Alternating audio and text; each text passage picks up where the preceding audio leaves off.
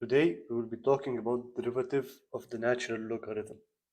So, no matter what type of derivative we do, we'll always use the power rule, which tells us f of x is x to the power of n being any natural number. The derivative of it will be n x n minus 1. Now, let's say we want to derive a natural logarithm function. Let's say 2x plus 1. The rule for any natural logarithm function is to define whatever is inside the parentheses as u, and this will be our f of x. And the derivative of this will be u prime over u. That's the rule for the natural logarithm. So whenever we do the derivative of ln, it will go away. So let's try ln of 2x plus 1 as an example. We have u to be 2x plus 1. What's the derivative of 2x plus 1? It will be 2.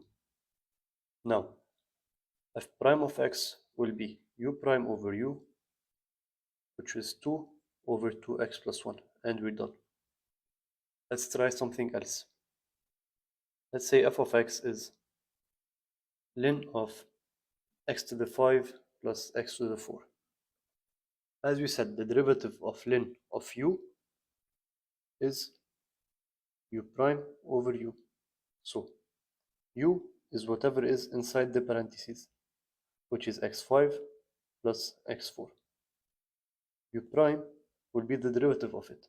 So the derivative of x power 5 plus x power 4 will become 5x power 4 plus 4x power 3 using the power rule as we already used it.